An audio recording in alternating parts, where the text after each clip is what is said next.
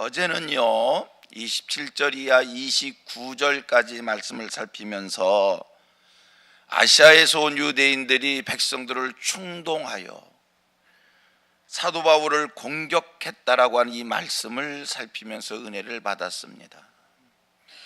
그래 오늘 본문 보니까요 30절 이하 오늘 본문 말 보니까요 이제 충동을 받은 백성들이 소동을 일으키는 그런 내용이 설명되어지고 있습니다.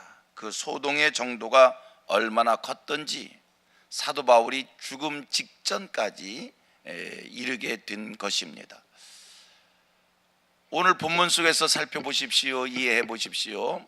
바울 사도가 이 죽음 직전까지 간 상황 속에서 어떻게 하나님의 도우심을 받았는가라는 겁니다. 하나님의 사람들을 하나님이 도와주심을 믿습니다. 사명이 있는 사람들 하나님이 그 사명을 다할 때까지 지켜 보호하시는 줄 믿습니다. 아멘이죠. 다시 한번 우리 같이 고백합니다. 하나님의 사람을 하나님이 도와주십니다. 아멘. 우리 인생들이 이 땅에 살면서 우리의 사명이 있는 한 하나님께서 눈동자같이 지켜 보호하시사 머리털 하나 상함받지 않게 하시는 줄 우리는 확실하게 믿습니다. 자, 오늘 본문 보면서 하나님께서 바울 사도를 어떻게 도우셨는가라는 겁니다. 30절 31절 한 번 더 읽고요 30절 31절 한 번 더 읽습니다. 여러분이 30절을 먼저 읽습니다. 시작. 온 성이 소동하여 백성이 달려와 모여 바울을 잡아 성전 밖으로 끌고 나가니 문들이 닫히더라. 그들이 그를 죽이려 할 때에 온 예루살렘에 요란하다는 소문이 군대에 백부장하게 들리매 31절까지 읽었습니다. 하나님이 어떻게 바울을 도왔는가? 여러분, 바울이요 지금 죽음 직전까지 간 거예요. 이 상황 속에 하나님이 바울을 도우시지 않으면 바울은 백성들의 처단을 받습니다. 여기서 바울이 모든 것을 끝내게 됩니다. 그런데 하나님이 바울을 도와주셨습니다. 우리 생각에는요 하나님께서 도우신다라고 하면 어떤 징표가 있을 것이 아닌가, 하나님의 도우심을 받는다라고 하면 어떠한 표적이 있지 않을까, 이런 생각을 하게 됩니다. 그런데 오늘 본문을 보면 하나님의 도우심이라는 것이 어떤 표적, 어떠한 표징, 어떠한 기적, 그런 속에서 하나님의 도우심이 있는 게 아니라는 겁니다. 하나님이 도우시면 여러분 하늘에서 불이 떨어지고, 하나님이 도우시면 암곰이 등장해서 바울을 공격하는 자를 다 집어삼키든지 어떠한 기적 같은 일이 있어야 이것이야말로 하나님의 도우심이구나, 우리가 이렇게 깨닫게 되는데, 여러분 하나님은 우리를 그렇게만 돕는 게 아니라 하나님의 도우심은 평범한 속에 보이지 않는 손길로 그렇게도 하나님이 도우신다는 겁니다. 표가 나지 않도록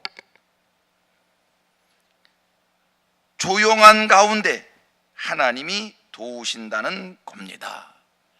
여러분, 오늘 본문 속에서 하나님이 어떻게 도우셨는가? 31절 한 번 더 제가 읽습니다. 그들이 그를 죽이려 할 때 온 예루살렘이 요란하다는 소문이 다같이 군대의 천부장에게 들리매 32절 시작. 그가 급히 군인들과 백부장을 거느리고 달려 내려가니 그들이 천부장과 군인들을 보고 바울 치기를 그치는지라. 여러분, 바로 이게 하나님의 도우심인 게요. 천부장이 백성들이 지금 소동을 일으킨다, 백성들이 지금 바울을 쳐 죽이려고 한다, 막 이렇게 지금 온 예루살렘에 소동이 일어났다는 얘기를 천부장이 듣습니다. 그리고 예루살렘의 치안을 담당한 사람이기에 역시 이 소동을 막아야 됐기 때문에 군대들을 데리고 백부장을 데리고 그 소동이 일어난 현장에 등장합니다. 그랬더니 사람들이 잠시 동안 머무르게 조용하게 되었고 천부장이 상황을 파악하는 겁니다. 여러분, 이 순간 천부장이 등장하지 않았다면 바울은 분명 이 자리에서 모든 것을 끝냈을 겁니다. 성경을 읽으면서 깨닫습니다. 하나님이 바울을 이렇게 도우시는구나. 평범한 속에 하나님의 도우심이 있구나. 여러분, 우리는 매일매일 생활 속에서 평범한 생활을 합니다. 그러나 기억하십시오. 평범한 나의 삶 속에 무엇이 있다고요? 하나님의 도우심이 있는 것입니다. 지난 1년 우리는 평범하게 살았습니다. 그러나 기억하십시오. 평범한 1년의 삶이었지만 그 속에 무엇이 있었다고요? 하나님의 도우심이 있었습니다. 지난 1년 살아오면서 많은 사건과 사고들이 있었습니다. 그때마다 우리는 하나님 앞에 이런 소원을 가졌을 거예요. 하나님, 이 큰 사건 앞에, 이런 많은 사고들 앞에 나를 좀 도와주세요.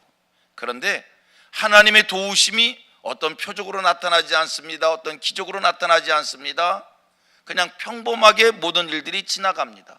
많은 사건, 어려운 일들이 있는데 하나님이 나를 돕는다라고 하는 어떤 표적이 있었으면 좋겠지만 그런 표적이 없이 사건 속에서 그냥 묻혀 지나갑니다. 그러나 여러분 기억하십시오. 그 속에 보이지 않는 손길로 하나님의 은혜가 있었고 하나님의 도우심이 있었고 하나님의 함께하심이 있었다라고 하는 겁니다.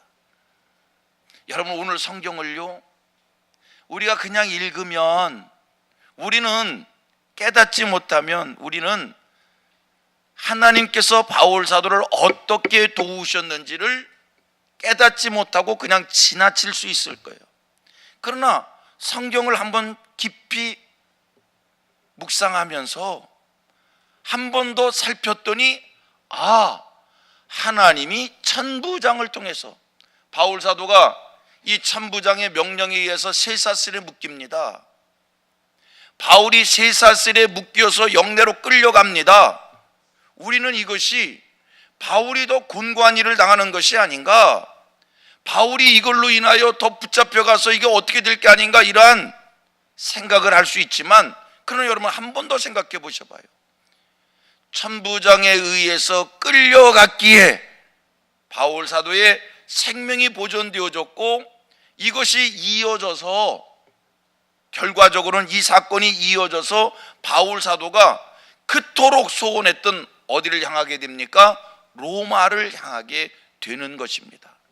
하나님의 도우심은 보이지 않는 손길 속에, 하나님의 은혜는 평범한 속에 하나님의 은혜가 있고 하나님의 도우심이 있다라고 하는 사실입니다. 오늘 이 새벽 성령께서 우리 성도들 각자의 심령 속에 임하여 깨닫게 해주시고 말씀해 주셔서 지난 1년의 삶 속에 하나님께서 나를 크게 도우셨다라고 하는 이 은혜가 다 알아지는 축복이 임하기를 원합니다. 우리 간혹 그런 생각이 들 때가 있어요. 왜 하나님께서는 나를 이렇게 내버려 두실까? 왜 하나님께서 나를 이렇게 확 건져주시지 않을까? 왜 독수리 나에게 업어 옮기듯이 나를 이 환난의 자리에서 나를 좀 업어 옮겨주시지 않을까? 왜 이렇게 만 가지 일들을 다 겪게 하면서 이 어려움 속에 하나님이 나를 내버려 두시는가? 여러분, 하나님이 내버려 두신 것 같고 하나님께서 나를 내가 더 어려움을 당할 때에 더 어려운 데로 빠지도록 내버려 둔 것 같아도 여러분 한 번만 신앙의 눈 가지고 생각을 해보면 그 속에 뭐가 있었다고요? 하나님의 은혜가 있고 그 속에 하나님의 도우심이 있고 그 속에 하나님의 말씀이 있었고 축복이 있었던 겁니다. 오늘 이 새벽에 한 가지가 확실하길 바랍니다. 같이 고백합니다. 나는 하나님의 도움으로 사는 하나님의 사람입니다. 어떤 상황 속에서도 하나님이 나를 도우신다는 이 믿음, 오늘 저와 여러분 우리 흔들리지 않게 되기를 축복합니다. 계속 어려움 중에 있는 것 같아도 그 어려움 속에 여러분 하나님의 도움이 있다니까요. 그것을 발견하는 것이 믿음의 눈이고요. 그것을 발견하는 것이 내 믿음의 깊이인 거고요. 이런 축복을 이 새벽에 다 확인받을 수 있는 하나님의 사람들 되기를 축복합니다. 우리 같이 또 이렇게 고백합니다. 지난 1년 평범한 것 같아도 그 속에 하나님의 은혜가 있었습니다. 하나님의 도우심이 있었습니다. 아멘입니까? 하나님의 은혜와 하나님의 도우심이 나를 떠나지 않는다라는 이 믿음 속에서 매일매일의 삶을 하나님께 의탁하고 내 할 수 있는 일에 최선을 다하는, 열심을 다하는 하늘 백성들 되기를 축복합니다.